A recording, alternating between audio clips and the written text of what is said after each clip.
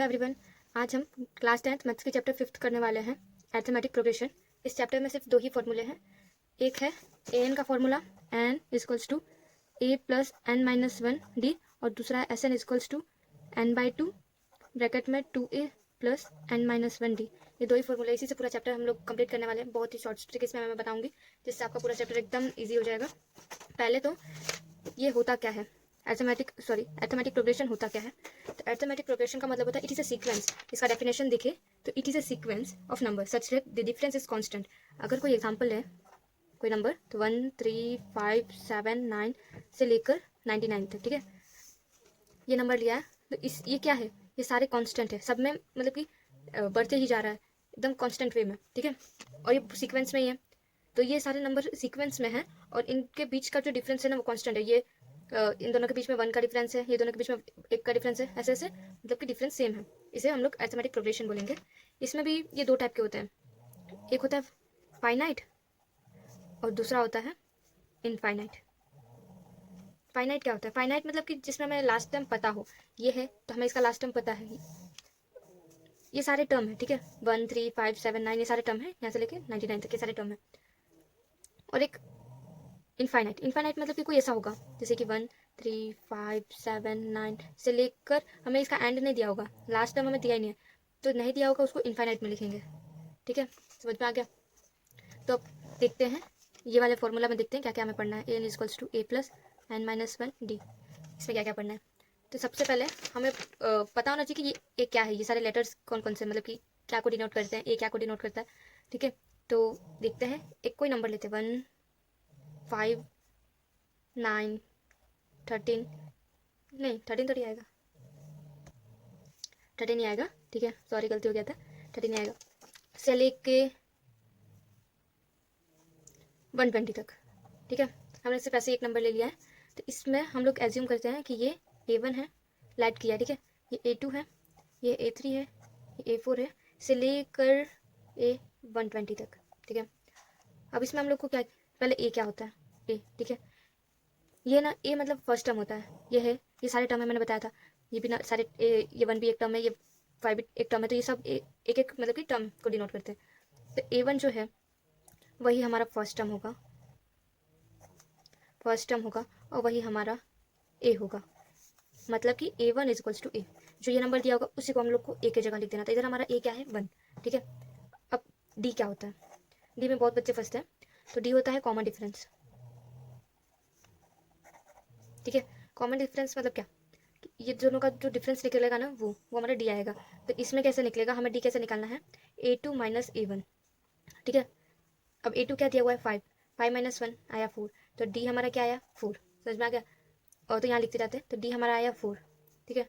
अब जो हम लोग को ये एक शॉर्ट ट्रिक है, यहाँ पर यहाँ में जो नंबर दिया होगा ना वो हम लोग एन फाइंड कर एन मान लेंगे, ठीक है।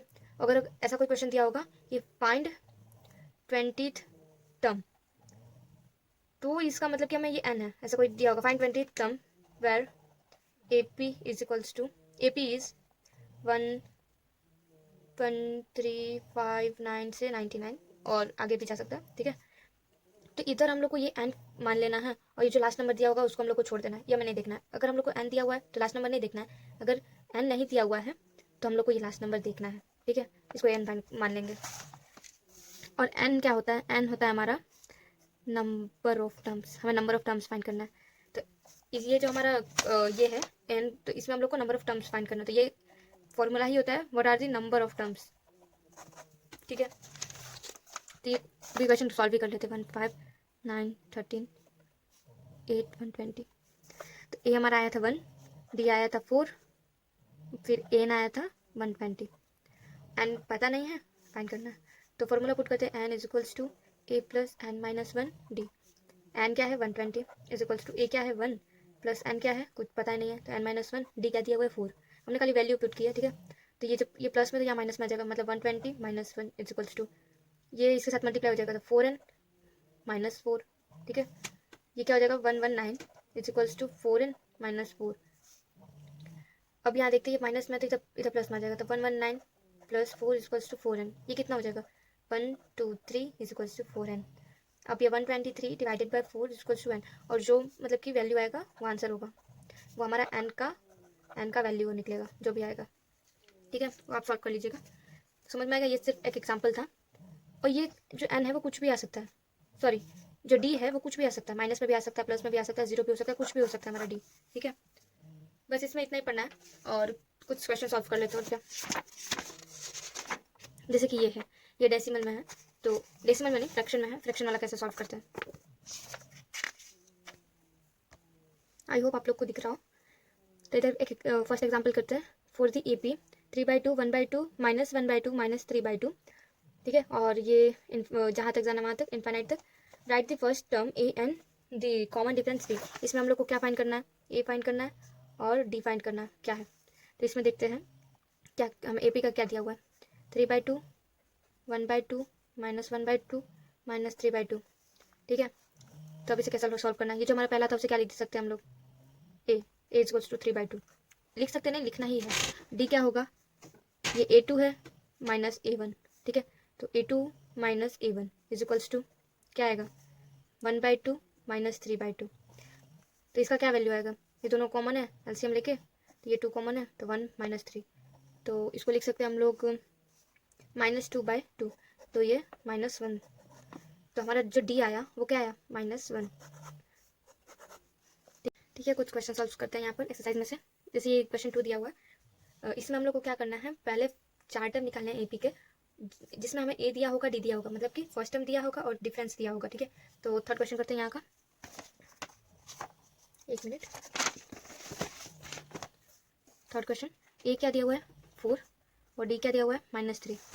अगर आपको कुछ नहीं आता है तो सबसे पहले आप n का फॉर्मूला लिख दीजिए, आधे मार्क्स आपके पक्के। A + n - 1 D, n हम लोग को पता नहीं है, n is equal to as it is, और यहाँ पे क्या होगा, A is equal to 4 plus यहाँ क्या दिया हुआ है, n कुछ नहीं दिया हुआ तो n ही रहेगा, और यहाँ पर 1 और ये -3, ठीक है। अब ये 4 प्लस ये मल्टीप्लाई में हो जाएगा 3n minus minus minus plus, ठीक है, क्योंकि माइनस इंटू माइनस प्लस होता है। अब यहाँ पर क्या आ गया, 4 + 3 7 + 3n। अब मैं यहाँ पर लेके गई इसको, तो ये क्या आ जाएगा, -7 इज इक्वल्स टू 3n। अभी इसका क्या होगा, ये कैसे सॉल्व होगा, हाँ, -7/3 इज इक्वल्स टू n। अब इसे निकाल सकते हैं, आसान है। कैसे आएगा, इसका आंसर आएगा -3.3n is equals to n। समझ में आ गया, ये मैंने डिवाइड किया और कुछ नहीं। 3 7 7 3 2 6 1.0 3 3 9 1, फिर ये कंटिन्यू होता रहेगा, मतलब 3 3 3 3, इसलिए खाली 3 लिखा मैंने। समझ में आ गया। तो इसका 4 कौन कौन से टर्म आएंगे, फर्स्ट 4 टर्म कौन कौन से आएंगे ये मुझे बताइएगा, ठीक है। अब इसमें सारे मतलब कि ईजी हैं। अब हम लोग एसएन समझ लेते हैं, एसएन क्या होता है। एसएन तो बहुत मस्त है, बहुत मजा आने वाला है उसमें। तो एसएन का पहले फॉर्मूला क्या होता है, n/2 2a + n - 1 d, या फिर मैं इसको कैसे लिख सकती हूँ, और Sn is equals to n/2 2a है ना, तो उसमें से मैं एक a निकाल लेती हूँ, a प्लस, अब ये क्या होता था, a + n - 1 d, ये क्या होता था, n के इक्वल होता था, तो इसकी जगह मैं n भी लिख सकती हूँ। या फिर लास्ट टर्म वाला क्वेश्चन दिया होगा तो Sn is equals to n/2 a + n, ठीक है। इसका मतलब लास्ट टर्म भी होता है, ठीक है। अब यहाँ पर क्वेश्चन दिया हुआ है, how many terms of AP, how many terms of AP 24 21 18, ये हमें AP दिया हुआ है। हाउ मेनी टर्म्स पूछा, मतलब क्या पूछा है, n पूछा है, ठीक है। टर्म्स पूछा है, इसका मतलब n, और ये हमें AP दिया हुआ है 24 21 28, सॉरी 18, और must be taken so that their sum is 78। अब इसको ना कैसे मतलब करे, तो इसका जो सम होगा ना वो 78 आएगा। मतलब कि हम लोग को यहाँ क्वेश्चन में क्या क्या दिया हुआ है, 24 मतलब A, और क्या यहाँ पर 24 21 18, ऐसे करके इसका जो सम होगा वो 78 आएगा। फाइन क्या करना है, एन फाइन करना है। तो हम लोग को ए क्या दिया हुआ है 24, जो फर्स्ट टर्म होगा वही ए होगा। जो डी क्या होगा 21 - 24, 21 - 24 क्या होता है -3, okay. S n is equals to 78, फिर एन क्या होता है हमें फाइंड करना है। एस एन के फॉर्मूला में सपोर्ट करके देखते हैं, ठीक है। S n is equals to n/2 2a + n - 1 d। S n क्या दिया हुआ है 78 दिया हुआ है, एन क्या दिया हुआ है कुछ नहीं, मतलब कि फाइंड करना है। तो n/2, ये क्या है 2a, क्या मतलब 2 × 24 प्लस n हमें दिया हुआ नहीं है n - 1, डी कितना दिया है -3। तो ये मल्टीप्लिकेशन में है, तो यहाँ क्या होगा, सॉरी ये डिवाइड में, तो यहाँ जाके क्या होगा multiplication. 78 into 2 is equals to n। 24 2 सा कितना होता है 48। 48 प्लस ये कैसे हो जाएगा, सॉरी ये कैसे हो जाएगा, ये -3 into into plus n, -3 into plus n, plus को लिखते नहीं है, ठीक है।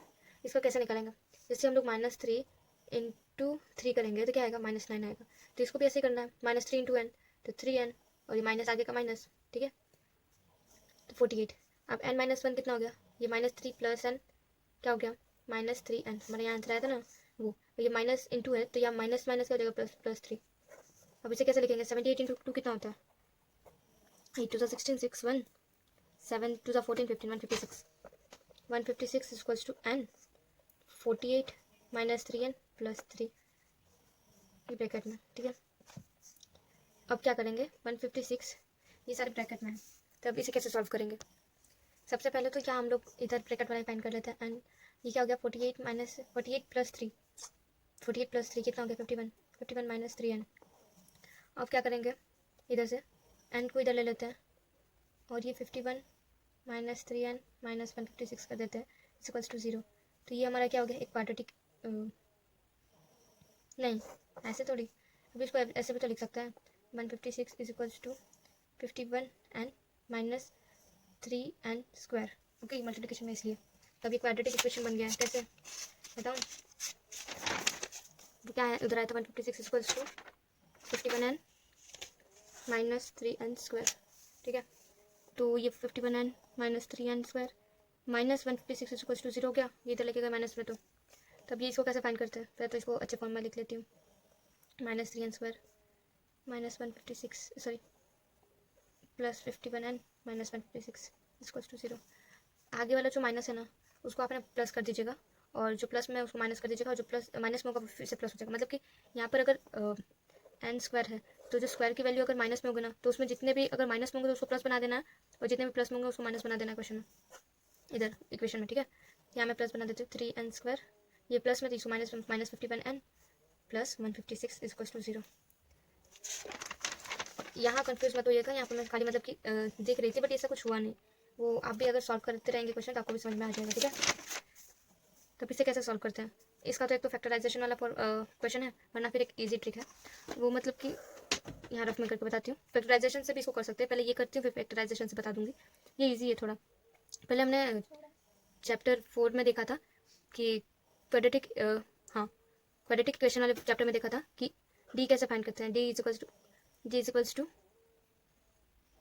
+b² - 4ac, ठीक है। तो इसको हम लोग ऐड करते हैं a इक्वल्स टू 3, और ये b इक्वल्स टू, ये a हो गया, ये b हो गया, ac हो गया, b क्या आया -51, ठीक है। ये प्लस था तो प्लस में कुछ नहीं लिखा, और c इक्वल्स टू 156, ये प्लस में तो ये सही 156, तो इधर से हम लोग को डी का निकल गया।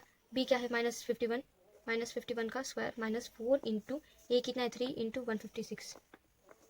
तब इसे सॉल्व करते हैं, तो इसका आंसर आएगा कि d इज इक्वल्स टू -51 का स्क्वायर होता है 2601। अगर आपको स्क्वायर नहीं आता होगा तो बता दीजिएगा कमेंट में, मैं वो भी सिखा दूंगी। और इसका आएगा ये माइनस में, इसके साथ और कोई भी माइनस नहीं, अगर कोई और भी नंबर होता जैसे -4 इंटू और कोई नंबर होता -3 तो इसका आ जाता +12, ठीक है। पर अभी तो यहाँ कोई साथ में नंबर है नहीं माइनस में, खाली ये अकेला 4 ही है, तो इधर माइनस क्या आ जाएगा 1872। अब 2601 को माइनस करते 1872 से, ये 11, ये 5, ये 9, माइनस डायरेक्ट कर रही हूँ, ठीक है। तो इसका आ जाएगा 9 2 15 1 8 2 16 7 0 729 आंसर आ गया। D is equals to 729। ये बहुत ईजी है, खाली हम लोग को यहाँ ABC लेट कर लेना, फिर ये फॉर्मूला याद रखना है। वैसे भी उस वाले क्वेश्चन में तो चैप्टर 4 में तो फॉर्मूला याद ही करना है, तो फिर इसमें याद करने की इतनी जरूरत नहीं पड़ेगी। तो एक्स निकालना है, x is equals to -b + -√d upon 2 है। तो एक्स इज इक्वल्स टू क्या होगा -b, तो -b हमारा कितना है यहाँ पर b -51, तो -51, ठीक है। माइनस यहाँ दिया, और हमारा b का वैल्यू क्या है -51, ऐसे लिखेंगे प्लस √729 अपॉन यहाँ क्या है 2 है, तो 2 इंटू 3, a की वैल्यू 3 है, ठीक है। तो x is equals to 51 minus minus plus 51 plus √729 upon 6। अब अंडर रूट का वाले क्वेश्चन को कैसे सॉल्व करते हैं, 729 अगर अंडर रूट में है तो पहला तो इसको फैक्टराइजेशन वाले क्वेश्चन से, वरना फिर इसको कैसे सॉल्व कर सकते हैं? इसको सॉल्व करने के लिए ऐसे एक पहले तो बनाइए प्लस का साइन जो लंबा लंबा, ठीक है। फिर इधर 729 लिख देना है, उसको पैर में बनाना है पीछे से, ये फिर ये 8 में पढ़ा जाता है बट कोई नहीं। पीछे से पैर बनाना है, पीछे से पहले 2 नंबर का पैर, फिर एक अकेला बचा, ठीक है, क्योंकि ये 729 है। कोई ऐसा भी नंबर आ सकता है 2601, ये पैर में 2 हो जाएंगे। यहाँ पर एक ही है 7 अकेला, तो पहले हम लोग को ऐसा नंबर लेना है कि 7 से छोटा होता है, मतलब कि स्क्वायर वाले नंबर, जैसे 2 2 4 होता है, 3 3 6 होता है, मतलब कि 3 का स्क्वायर 6 होता है, और 4 का स्क्वायर क्या होता है 16। तो 3 मतलब कि 16 आ रहा है ना, तो 7 से बड़ा हो गया, तो ये 3 स्क्वायर हमारा 6 आ रहा है, मतलब कि 7 से छोटा, तो ठीक है ये लेंगे। तो 3 यहाँ जो नंबर लेंगे वो यहाँ पर ऊपर भी रखेंगे। 3 3 3 सा नो नो नो नो 3 3 सा ये 9 होता है, सॉरी। तो ये 2 2 छोटा है, ठीक है, तो यहाँ 2 लेंगे, यहाँ भी 2 लेंगे, और यहाँ क्या करेंगे 2 2 4, यहाँ पर 3 आ गया, 329 एज इट इज लिख देंगे। अब ये जो हमने नंबर लिखा होगा वही नंबर को हमको वापस प्लस कर देना, तो यहाँ 4 आ जाएगा, ठीक है। अब इसे क्या करेंगे, ऐसा कोई नंबर लेंगे लास्ट में 9 आता हो, मतलब कैसा ये सॉल्व हो जाए पूरा। तो 9 कौन से नंबर में आएगा, तो कौन सा नंबर ले भाई, यहाँ क्या है ना कि यहाँ जो हम लोग नंबर लेंगे, जैसे कि 4 के साथ 2 लिया तो इंटू 2 कर देंगे, और जो आंसर आएगा वो तो 2 2 4, और ये 2 4 8 84 आ रहा है, तो ये तो नहीं होगा।